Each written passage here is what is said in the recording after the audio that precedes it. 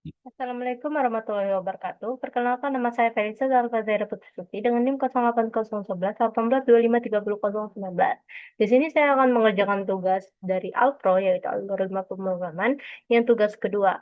Tugas kedua ini saya disuruh untuk pecahan uang 500, 1000, 2000, 5000, 10.000, 2000, 50, 75 dan 100. Yang pertama, saya akan menjelaskan terlebih dahulu deskripsinya, yaitu mulai. Kita mulai terlebih dahulu. Setelah itu pesan tekan untuk variabel uang bertipe integer. Nah, lalu cetak pesan ke layar, masukkan jumlah uang. Nah, kita tuh nanti tuh akan mencetak output di layar itu, masukkan jumlah uang. Setelah itu, baca input nilai uang dari pengguna. Nah, kita tuh nanti akan menginput nilai uang dari pengguna. Nah, setelah itu, menyiapkan tanda untuk variabel B bertipe integer. Variabel P, jadi P ini untuk wadahnya bertipe integer dan diinisialisasikan dengan nilai 100 sebagai pecahan uang besar. Nanti itu P ini dimasukkan ke 100, dimasukkan dengan 100 kayak gitu sebagai nilai pecahan uang terbesar. Kita tuh ngambil dari nilai pecahan uang terbesarnya. Nah, setelah itu masukkan masukkan ke perulangan for dengan pecahan I dimulai dari 1 sampai 9. Nanti itu kita akan memasukkan ke perulangan for yang dimana perulangan for itu tuh kita akan mengecek kondisi sampai ke N-nya tuh habis. Kalau misalnya dia melebihi dari 9, maka for ini tidak berjalan lagi kayak gitu. Lakukan pengecekan uang kondisi perulangan yaitu selama I lebih kecil dari 9 bernilai benar, maka perulangan dijalankan. Nah, seperti yang saya bilang tadi, kalau misalnya I-nya tuh lebih kecil dari 9, lebih besar dari 9, maka tidak perulang tadi tidak dijalankan. Pada setiap itensi perulangan, hitung jumlah lembar uang dengan membagi nilai uang dengan P. Tampilan nilai pecahan P dan jumlah lembarnya. Hitung sisa uang menggunakan operasi modulus dan simpan kembali ke variabel uang. Lakukan pernyataan kondisi untuk menentukan pecahan berikut yaitu, nah, jika P sama dengan 100, maka P itu diubah menjadi 75 prosesnya. Nah, jika P-nya itu 75, maka P itu diubah prosesnya menjadi 50, jika 50, 20, jika 20, 10, jika 10, maka 5.000, jika 5.000, maka 2.000. Nah, jika 2.000 maka 1.000, maka jika 1.000 maka 500 karena pecahan terkecil tadi ialah 500, batas 500 saja. Nah, lalu naikkan nilai pecahan I sebesar 1, I plus plus. Nah, nanti itu jika sudah ini naik lagi itulah kata saya tadi perulangan for tadi. Nah, jika kondisi ini benar maka dia naik lagi ke for, naik lagi ke for kayak gitu. Nah, jika nilai kondisi I lebih kecil dari 9 masih terpenuhi, maka ulang perulangan. Ialah diulang lagi for tadi. Jika tidak, perulangan diberhentikan. Nah, jika dia tidak, I tadi lebih kecil dari 9, kalau misalnya I-nya itu 10, maka dia perulangan itu diberhentikan, lalu selesai. Nah, di sini saya akan menjelaskan prosedurnya. Yang pertama, variabel. Variabelnya itu uang. Nah, uang ini bertipe integer. Lalu setelah itu variabel lagi P bertipe integer, lalu variabel I itu integer. Nah, ini untuk ialah untuk for tadi ya. Nah, begin atau pemrogramannya itu mulai pemrogramannya write masukkan jumlah uang, output masukkan jumlah uang. Nanti itu kita output tuh masukkan jumlah uang, lalu kita input uang. Berarti yang kita gunakan di sini nanti itu uang kayak gitu, bukan masukkan jumlah uang. Lalu P kita masukkan 100, yalah yang terbesar tadi. For I itu dimasukkan 1 tuh 9 tuh. Nah, berarti I tadi tuh dimasukkan ke 1 sampai ke 9. Nah, nah dia akan mencetak P dan uang dibagi dengan P itu. Lalu setelah itu uang masukkan uang mod V. Nah, setelah uang tadi dimasukkan uang mod V, uang tadi di persentase P, kayak gitu. Lalu if P P itu sama dengan 100, maka dia P dimasukkan 75. If ini kondisi ya, setelah kita melakukan ini, melakukan untuk menentukan uang tadi, nah di sini ada kondisi. Nah, ialah kondisi itu apabila dia 100, maka dia P-nya itu akan dimasukkan 75. Nah, ada kondisi lagi nih, apabila P-nya itu 75, maka dia P-nya akan dimasukkan 50. Apabila P-nya itu 50, maka P-nya akan dimasukkan 20. Nah, jika P-nya itu 20, maka dia akan dimasukkan P-nya itu 10. Nah, jika P-nya itu 10, maka dia akan dimasukkan 5.000 P-nya. Jika P-nya itu 5.000, maka P-nya akan dimasukkan 2.000. Nah, jika P-nya tuh 2.000, maka dia akan dimasukkan 1.000. Sampailah ke 1.000, dia dimasukkan 500.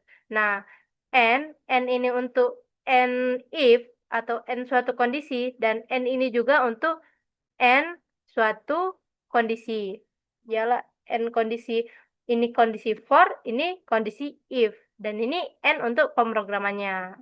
Gitu.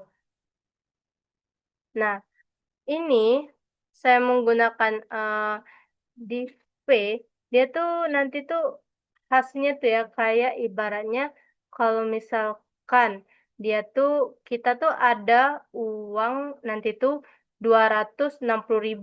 Nah, kita ini nih mau kita apa tuh kita bagikan. Nah, dia tuh ialah dimasukkan ke, kalau misalnya kita masukkan berarti 260 kan. Yang pertama ke 100 dulu nih. Ke 100 berarti selesai kan, kalau misalnya dia 100 sudah ada dua gitu bisa. Berarti 100 itu dua, dan 51, lalu 10.000 satu. Nanti tuh outputnya kayak gitu.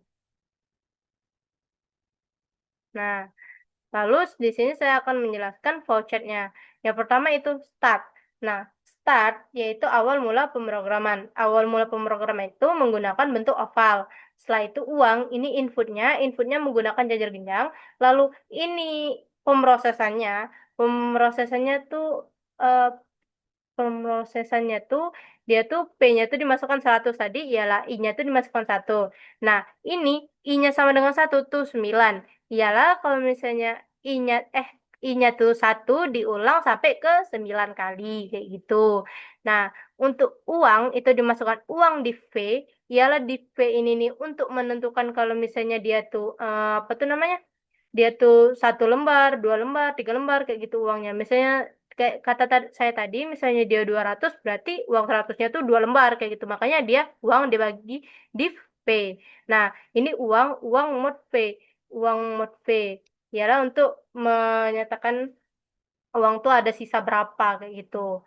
Nah, lalu setelah itu P sama dengan 100. Di sini pakai sama dengannya 2, karena kalau misalnya di flowchart sama dengan 1 itu sama aja kita memasukkan P-nya itu 100.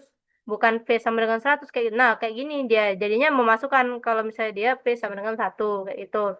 Nah, kalau misalnya V-nya itu sama dengan 1, kalau misalnya dia benar, maka dia akan ke pemrograman. Nah, ialah ke pemrogramannya itu V-nya itu menjadi 75.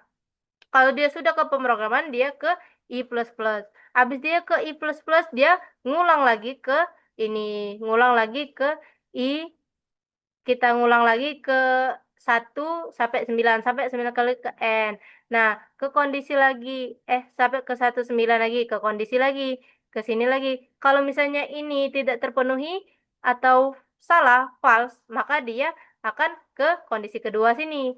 Nah, kalau kondisi kedua benar, maka dia akan ngelanjut lagi ke sini, ke arah sini. Kalau misalnya P-nya itu 75 benar, maka dia akan P-nya itu di sini 50, langsung ke I++, langsung ke sini lagi. Ke apa tuh namanya? Ke for tadi lagi kan, ke pengulangan lagi tadi. Nah, habis ke pengulangan sampailah ke 9 kali, ya pengulangannya. Nah, kalau misalnya dia sampai ke sini, nah 1.000. Kalau misalnya dia 1.000 kan, kalau misalnya dia benar, maka dia akan ke I++, ke pengulangan lagi kan, ke pengulangan lagi. Nah, kalau misalnya dia salah, maka dia langsung ke I++, langsung ke N. Kalau misalnya dia salah kayak gitu. Nah, setelah itu di sini terdapat pemrograman C++-nya. Di sini include IOSTREM itu ialah panggilan atau biasanya kita untuk manggil cout atau cin kayak gitu, fungsi cout atau cin. Nah, setelah itu using numpad std ini nih untuk mempermudahnya. Di sini saya lupa menulisnya ya guys. Di sini saya jelaskan aja dulu. In main ini untuk kita awal mulai pemrograman ini di sini kalau misalnya kita mulai otomatis kita ada penutupnya. Nah, lalu setelah itu in uang, integer uang.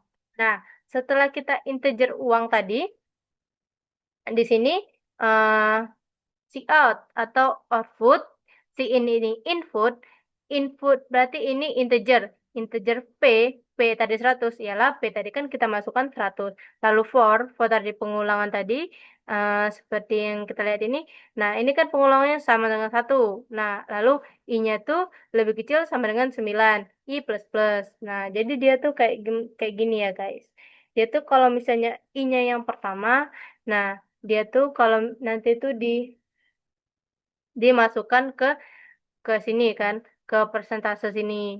Lalu dibagi dulu persentase di sini. Kalau misalnya dia memenuhi syarat, maka dia lanjut lagi ke i plus plus tadi.